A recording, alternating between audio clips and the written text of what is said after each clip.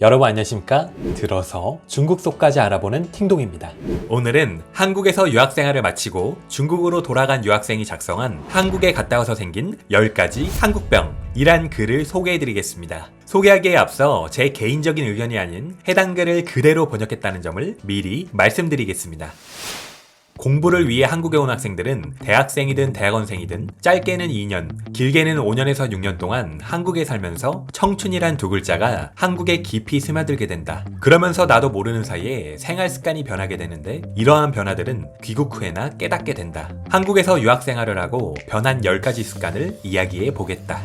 첫 번째, 휴지 안 들고 다니기. 가장 소소한 것부터 시작하면 한국에 온 이후로 휴지를 챙겨 다닐 필요가 없게 되었다. 식당을 가든 화장실을 가든 휴지가 공짜로 제공되기 때문에 휴지를 챙겨 다니던 버릇이 없어졌다. 그래서 중국으로 귀국 후에 휴지가 필요할 때마다 오늘도 휴지를 챙기지 않았다는 사실이 떠오르곤 한다. 중국은 화장실에 보통 휴지가 비치되어 있지 않고 식당에서도 식기도구나 물티슈에 추가 비용이 붙는 경우가 많습니다. 두 번째, 열쇠 안 들고 다니기. 중국에 있을 때는 외출하기 전에 문 앞에서 신분증, 핸드폰, 열쇠, 지갑을 챙겼는지 한 번 더 확인하고는 했었는데 한국은 대부분 비밀번호 도어락이 설치되어 있기 때문에 오랜 기간 한국에서 생활하다 보니 자연스럽게 열쇠를 챙기는 습관이 없어졌다. 중국에 돌아가고 난 후 열쇠 없이 문을 닫아 버린 경우가 한두 번이 아니다.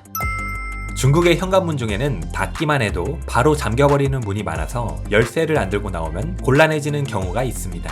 세 번째, 낮잠 대신 커피 한 잔. 한국에 오고 나서 낮잠이라는 존재 자체를 잊게 되었다. 졸릴 수가 없다. 낮 12시에 전공 수업이 시작하는데 피곤할 수가 있나? 그래도 졸리다면 바로 커피가 있다. 그동안 마시지 않던 아메리카노가 한국에 온 이후로 생명수가 되었다. 중국의 초중고에는 점심시간 이후 보통 1시간 정도 낮잠 자는 시간이 따로 정해져 있습니다. 심지어는 낮잠 자는 시간을 따로 주는 회사들도 있습니다.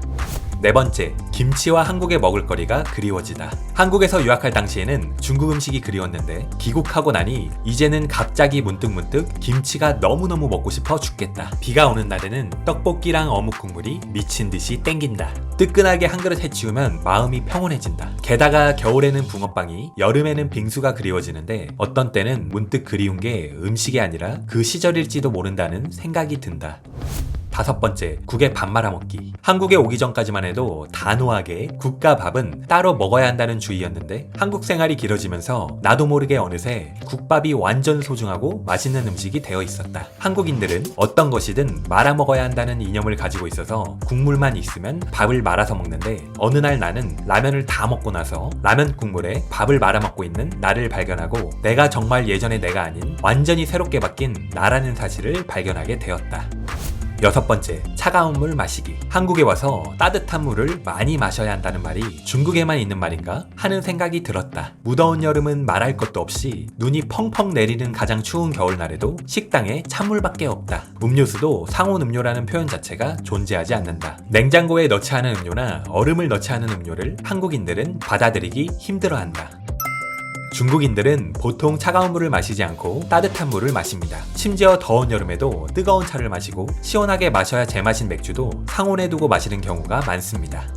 일곱 번째, 운동화로 가득 찬 신발장. 한국에 오기 전까지 내 신발장에는 운동화부터 구두에 하이힐, 겨울용 부츠까지 다양한 신발들이 있었다. 하지만 지금은 신발장을 열면 다양한 종류의 운동화들만 가득하다. 한국에서는 다양한 종류의 운동화들을 굉장히 싸게 판다. 이 외에도 산 위에 학교가 있는 경우가 많아서 나 같은 경우에는 매일 산을 타야 했기 때문에 운동화를 신지 않으면 학교에 가기가 힘들었다.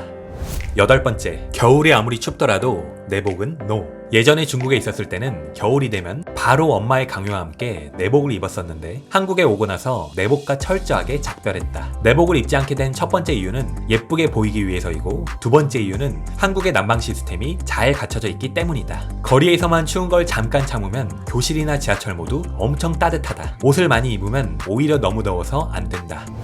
아홉 번째, 사람을 만나면 먼저 허리 굽혀 인사하기. 중국에 돌아오고 나서도 여전히 고치지 못한 것은 윗사람들이나 교수님을 만났을 때 허리를 굽혀 인사하면서 안부를 묻는 것이다. 밥을 다 먹고 나서도 식당 사장님에게 이 말을 하고 싶어 견딜 수가 없다. 잘 먹었습니다.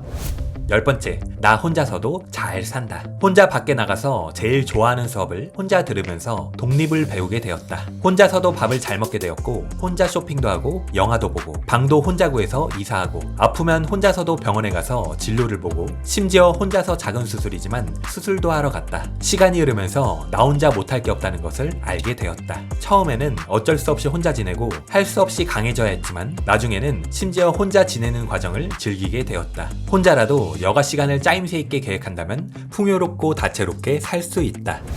이렇게 많은 것들을 중국에 돌아오고 나서야 깨달았다. 이것들이 나의 몸에 이미 깊숙이 새겨져 있다는 사실을. 오직 한국에 머물렀었던 사람들만이 이러한 것들의 달콤 쌉싸름한 맛을 이해할 수 있을 것이다.